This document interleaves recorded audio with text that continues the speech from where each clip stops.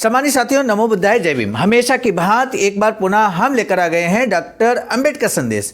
आज के डॉक्टर अंबेडकर संदेश में हम लेकर उपस्थित हुए हैं बाबा साहब का ऐसा क्रांतिकारी स्पीच जो बाबा साहब ने 7 नवंबर 1938 को दिया था। 7 नवंबर 1938 को कामगारों की एक बहुत बड़ी हड़ताल हुई है। बहुत बड़ी हड़ताल, यानी कि आप समझ सकते हैं लगभग 1.5 लाख कामगारों ने पूरी तरह से हड़ताल कर दी और सारी जो कंपनियां हैं जहां काम करने वाले कामगार लोग हैं उन्होंने पूरी तरह से काम को ठप कर दिया है। लेकिन आज आप देखेंगे कि आज का जो ये हड़ताल है 7 नवंबर 1938 की, और वर्तमान परिदृश्य में अर्थात वर्ष 2024 की हम बात कर रहे हैं, 2023-24 की बात कर रहे हैं, और 1938 और 23-24 में जब आप कंपेयर करेंगे तो निश्चित रूप से पाएंगे कि कुछ कंडीशन ऐसी हैं जो आज भी वैसी ही हैं। कौन सी कंडीशंस हैं वो अभी जस्ट हम आज के डॉक्टर अंबेडकर संदेश में आपको बताने वाले हैं। लेकिन इससे पहले हम आपको बता दें, कल के डॉक्टर अंबेडकर संदेश में जो 6 नवंबर 1938 को बाबा साहब का जो भाषण हुआ, हड़ताल से एक दिन पूर्व 1 लाख लोगों को बाबा साहब ने संबोधित किया और साथ ही साथ बताया कि कौन देशभक्त है, कौन देशद्रोही है। इस संबंध में आपने जो डॉक्टर अंबेडकर संदेश है उसको बहुत प्रेम स्नेह दिया है, और लगातार इस वीडियो की जो वॉचिंग संख्या है, व्यूज संख्या है, वो लगातार इंक्रीज हो रही है। आपका स्नेह प्रेम लगातार मिल रहा है। लेकिन उन्हीं में से कुछ साथी जिनको हमने लिस्ट आउट किया है उनका हम नाम जरूर लेंगे सबसे पहले आज के डॉक्टर अंबेडकर संदेश को शुरू करने से पहले, क्योंकि उन सभी साथियों ने यहाँ पर कमेंट सेक्शन में अपना कमेंट दिया है, आंसर दिया है। जो लास्ट में प्रश्न पूछा जाता है प्रत्येक डॉक्टर अंबेडकर संदेश में, उसमें आंसर किया है और बहुत ही सटीक आंसर दिया है। तो निश्चित रूप से हम उनका नाम लेने में स्वयं भी गौरवान्वित महसूस कर रहे हैं। तो उनमें सबसे पहले सर्वप्रथम जो नाम है वो चंद्रिका राम जी झांसी से हैं, कंजर्व लाइफ अर्थात राम गोविंद जी कन्नौज से हैं, शैलेंद्र गौतम जी कन्नौज से, संत कुमार जी कन्नौज से, कल्पना आर्या संजय कुमार जी शाहजहाँपुर से हैं, तेज राम बौद्ध जी, सुनील गायकवाड़ जी, पुनीत कुमार जी जो कि कन्नौज से ही हैं, जागेश्वर प्रसाद जी, हरजीत कौर जी, जसवीर गौतम जी, मेवालाल जी, राजपाल जी, EM2EM वर्ल्ड करके यहाँ पे नाम आ रहा है, लेकिन नाम उन्होंने चूँकि लिखा नहीं है इसलिए मैं समझता हूँ कि ये उनके चैनल का नाम होगा। दया किशन चोपड़ा जी और मीर झर ये नाम लिखकर आ रहा है। आप सभी का हम तहे दिल से साधुवाद व्यक्त करते हैं, क्योंकि जो डॉक्टर अंबेडकर संदेश है ये वीडियो है, आप बात करते हैं, कमेंट सेक्शन में अपना कमेंट देते हैं, तो इससे निश्चित रूप से वीडियो ग्रो करता है, ग्रोथ बढ़ती है, ज़्यादा से ज़्यादा लोगों तक ये पहुंच सुनिश्चित करता है।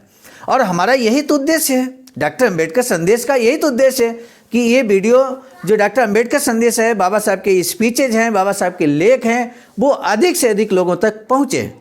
ये हमारा उद्देश्य है और इस उद्देश्य को आप सभी लोगों ने मिलकर पूरा किया है।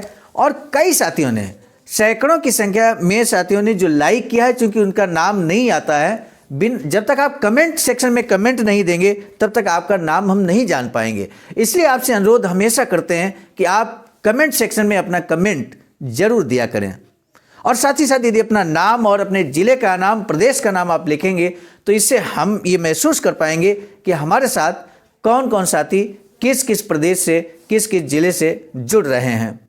आज का डॉक्टर अंबेडकर संदेश बिना विलंब के हम शुरू करने जा रहे हैं। सम्मानित साथियों, Buddha Bodhisattva Ambedkar international centre BBAIC Sarnath Varanasi राज्य उत्तर प्रदेश देश भारत के सौजन्य से आज का हमने पहले ही आपको बता दिया 7 नवंबर 1938 का स्पीच है। बाबा साहब का विषय है हर हाल में मजदूरों के प्रतिनिधियों को ही चुनना होगा। इसी डॉक्टर अंबेडकर संदेश में बाबा साहब हड़ताल कर रहे कामगारों को क्या कुछ संबोधित करते हैं, उसी को आज हम आपके समझ से रखने जा रहे हैं। बाबा साहब डॉक्टर अंबेडकर संपूर्ण वाङ्मय खंड 39 से आज का ये स्पीच लेकर हम उपस्थित हुए हैं, जो पेज नंबर 203 से 204 तक है, यानी कि सारगर्भित संबोधन है। इसलिए आपसे निवेदन है कि अंत तक वाच कीजिएगा। 7 नवंबर 1938 की मुंबई कामगारों की हड़ताल सफल हुई। शाम 1.5 लाख कर्मचारियों की सभा कामगार मैदान पर हुई। हड़ताल के कामगार क्या सबक लें अब, परंतु जाली नीति क्या होनी चाहिए, किस प्रकार प्रत्यक्ष संघर्ष के साथ हड़ताल करने से क्या फायदा होगा, आदि बातों के साथ साथ मजदूरों की लड़ाई की ही तरह आज़ादी की लड़ाई में सफलता पाने के लिए क्या करें। ये जो प्रश्न है, इन्हीं प्रश्नों पर आज केंद्रित है बाबा साहब का ये speech. Vidhan Parishad, municipality, local board और नवाज में निकसंताएं मजदूर, किसान और जनता के नियंत्रण में आना कितना आवश्यक है, आदि बातें डॉक्टर अंबेडकर ने अपने भाषण में समझाई। डॉक्टर बाबा साहब भीमराव अंबेडकर ने अपने भाषण में कहा कि आज शाम के अखबार में क्या छपा है देखिए। यानी कि यहाँ पर अखबारों की बात आ गई, मीडिया की बात आ गई। अब आपको यहाँ पर सजग रहना होगा।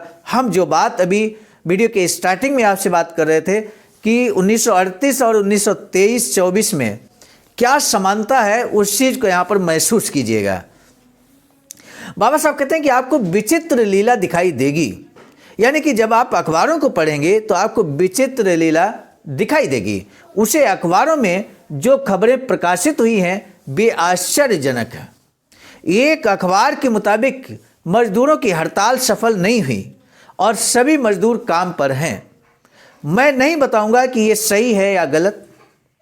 बाबा साहब एक अखबार का संदर्भ लेते हैं और कहते हैं उन्होंने लिखा है, अखबारों ने ये लिखा है कि मजदूरों की हड़ताल सफल नहीं हुई और सभी मजदूर काम पर हैं। तो बाबा साहब जहां संबोधन दे रहे हैं वो 1.5 लाख कामगार हैं सम्मानित साथियों। तो आप इस बात को महसूस कीजिए, ये जिस अखबार ने प्रकाशित किया है वो कहां तक सच है। जिस अखबार ने ये प्रकाशित किया है वो कहां तक सच है। 1.5 लाख कामगार हमारे सामने हों और अखबार ये प्रकाशित कर रहा है कि सभी कामगार अपने काम पर हैं, हड़ताल असफल हो गई है। मेरे साथियों, बाबा साहब कहते हैं कि मैं नहीं बताऊंगा कि ये सही है या गलत, लेकिन इतना जरूर कहूंगा कि मुंबई के अखबार, मुंबई के मंत्रिमंडल ने और पूंजीपतियों ने खरीद लिए हैं। यही इससे दिखाई देता है। बेहद सफल हड़ताल हुई है, लेकिन बावजूद ऐसी झूठी और विपरीत हालात का चित्र खींचा जाए, ये निषेधाई है। इसलिए इस बात की चिंता न कीजिए कि अखबारों में क्या लिखा गया है। हम कहना सिर्फ ये चाहते हैं कि उस समय 1938 में बाबा साहब कहते हैं कि पूंजीपतियों ने और जो सरकार है इस समय कांग्रेस की, वहां पर उस समय सरकार हुआ करती थी, उसने अखबारों को खरीद लिया है। वर्तमान परिदृश्य में आप स्वयं बताइए इस बात को, क्या वर्तमान में मीडिया स्वतंत्र रूप निभा रही है? क्या मीडिया स्वतंत्र है? चाहे प्रिंट मीडिया की बात करें या हम इलेक्ट्रॉनिक मीडिया की बात करें। थोड़ी देर के लिए हम सोशल मीडिया को छोड़ दें। प्रिंट और इलेक्ट्रॉनिक मीडिया क्या स्वतंत्र रूप से काम कर रही है या 1938 जैसा ही कुछ माहौल इस समय है? ये हम आपके लिए छोड़ते हैं। ये गेंद जो है आपके पाले में है कि आप क्या महसूस करते हैं। क्या ऐसा तो नहीं कि वर्तमान में भी इस मीडिया तंत्र को, जिसको फ्रंट मीडिया कहते हैं, मेन मीडिया स्ट्रीम कहते हैं, उस मीडिया को क्या वर्तमान में उसी तरह की परिस्थितियां हैं, पूंजीपतियों ने खरीद लिया है क्या या नहीं? तो आप कमेंट सेक्शन में जरूर लिखिएगा कि आज का यही प्रश्न मान लीजिए आप पूरे डॉक्टर अंबेडकर संदेश का, कि वर्तमान में मीडिया जो कि चतुर्थ स्तंभ लोकतंत्र का माना जाता है, वो स्वतंत्र रूप से काम कर रहा है या नहीं, निष्पक्ष रूप से काम कर रहा है या नहीं। और यदि निष्पक्ष रूप से काम कर रहा है तो क्या बहुजन समाज के होने वाले समारोह, बहुजन समाज से होने वाले इस तरह के बड़े कार्यक्रम, विशाल कार्यक्रम जो हम यहाँ पर आपको दिखा सकते हैं फोटोज के माध्यम से भी, उसको मीडिया ने कहाँ तक तरजीह दी है? तो बस इस आधार पे आप महसूस कीजिए और मुझे बताइए कमेंट सेक्शन में, क्या मीडिया, वर्तमान में मीडिया स्वतंत्र रूप से और निष्पक्ष रूप से काम कर रही है या नहीं। सम्मानित साथियों, अब हम आगे बढ़ेंगे। बाबा साहब कहते हैं कि सामने जो दिखाई देता है वह देखिए और धीरज रखिए। अर्थात 1.5 लाख कामगार आपके सामने हैं, तो अखबार कुछ भी छापे उससे क्या फर्क पड़ता है। आप धैर्य रखिए।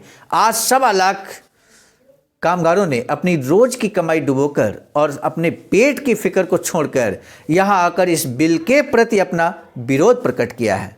बिल कौन सा है सम्मानित साथी?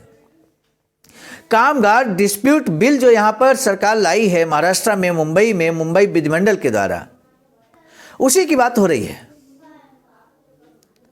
उस डिस्प्यूट बिल में इस तरह के प्रावधान किए गए हैं कि कामगार एक तरह से मालिकों के खिलाफ हड़ताल नहीं कर सकते हैं। हड़ताल को वैधानिक गैर कानूनी घोषित किया गया है और इतनी कंडीशंस के साथ हड़ताल करने का जो कंडीशंस लगाई गई हैं वो आप मान कर चलिए कि हड़ताल हो ही नहीं सकती। इस तरह का प्रावधान किया गया, उसी का विरोध करने के लिए आज यह भारी संख्या में, विशाल संख्या में कामगार विरोध कर रहे हैं। कांग्रेस ने जो कानून बनाया, आपने उसका विरोध किया। ऊपरी काउंसिल में इस बिल का मेरे मित्र एडवोकेट जोशी विरोध करने वाले हैं, हालांकि उन्हें किसी से मदद मिलने वाली नहीं है। इसलिए ये कानून हमारी छाती पर सवार होने वाला है। क्या हम सिर्फ यही करते रहेंगे कि कांग्रेस कानून बनाएगी और हम उसका विरोध करेंगे, केवल झंडे फहराएंगे, स्लोगन्स चढ़ाएंगे और फिर बैठे रहेंगे? तो मैं कहूँगा कि आपके जैसा महामूर्ख कोई नहीं है। जिस कांग्रेस सरकार ने घोड़े पर सवार होकर हमारे लगाम लगाई है, उस कांग्रेस सरकार को उड़ा देना ही सही है। दुकान को कानून बनाने को मौका बिल्कुल ना दें। अगर हमने पहले ही अक्लमंदी दिखाई होती, ज़्यादा से ज़्यादा मजदूरों को चुना होता, तो ये कानून पारित ही नहीं होता।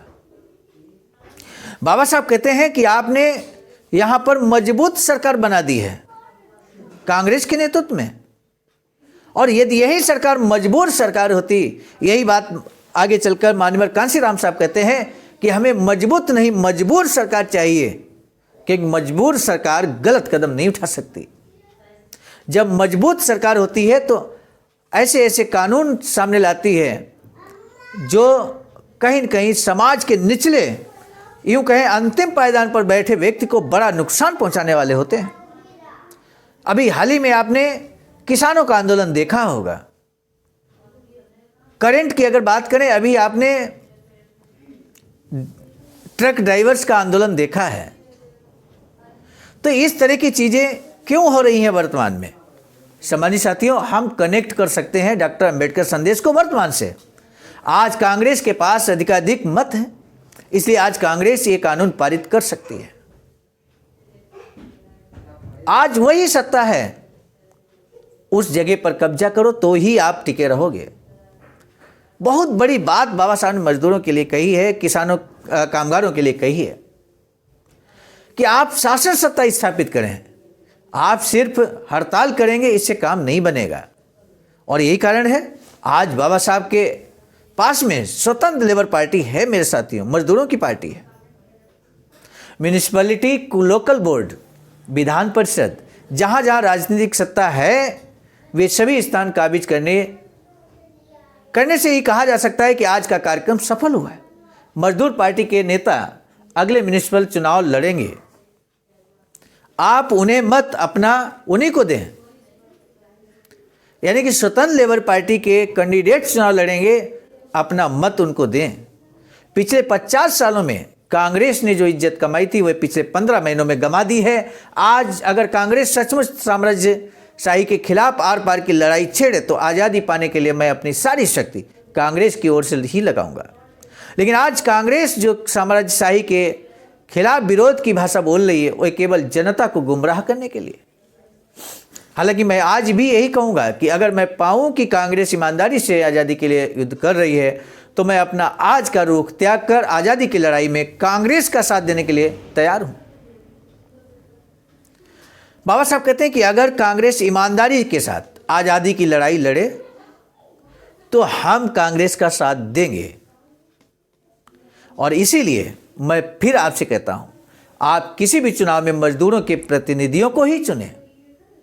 आज बाबा साहब अपने संबोधन में इन 1.5 लाख कामगारों को ये संदेश देना चाहते हैं कि आपकी राजनीतिक सत्ता होगी तो आपको हक और अधिकार मिलेंगे। इस संदेश से हर उस व्यक्ति को समझना चाहिए, बहुजन समाज को समझना चाहिए कि यदि आपकी शासन सत्ता होगी तो आपके हक अधिकार सुरक्षित होंगे। ये सिर्फ कामगारों की बात नहीं है, सिर्फ मजदूरों की बात नहीं है, सिर्फ किसानों की बात नहीं है। हर वो व्यक्ति इस बात को समझे कि कहाँ पर आपका हक और अधिकार सुरक्षित रहता है और कहाँ पर हक अधिकार पर आपका डाका डाला जाता है। सरकार कानून बनाए और आप उसका केवल विरोध करें, ये कोई असल विरोध नहीं हुआ। जो आप नहीं चाहते, आपका अहित करने वाले कानून बनाने वाली कांग्रेस को आप क्यों चुनते हैं? मुंबई महापालिका के चुनाव करीब करीब हैं। इस चुनाव में आप जिसे चाहे वोट दें, लेकिन कांग्रेस को ना दें।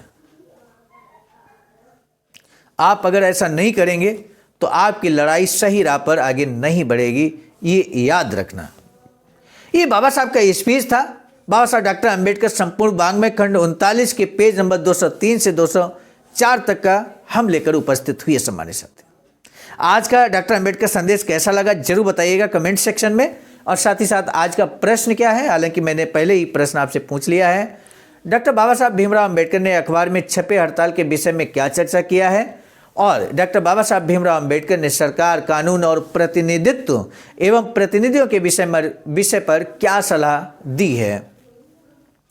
आज का डॉक्टर अंबेडकर संदेश समाप्त करने से पहले हम आपको बता दें, बाबा साहब की एक अधूरी इच्छा थी, एक वैचारिकी सेंटर बने भारत के अंदर, और ऐसा ही एक वैचारिकी सेंटर ये निर्माणाधीन है सारनाथ, वाराणसी, राज्य उत्तर प्रदेश में। 14,000 स्क्वायर फीट जमीन पर आप भी इसमें अपना अमूल्य योगदान कर सकते हैं। सम्मानित साथियों, आज का डॉक्टर अंबेडकर संदेश हम लेकर आए थे मिशन नायक बुद्ध मित्र मुसाफिर सर, राष्ट्रीय महासचिव आवाज का नई दिल्ली की प्रेरणा में, और साथ ही साथ संकलनकर्ता में परम आदरणीय विजय कुमार बौद्ध जी, प्रांतीय कोषाध्यक्ष आवाज का बिहार।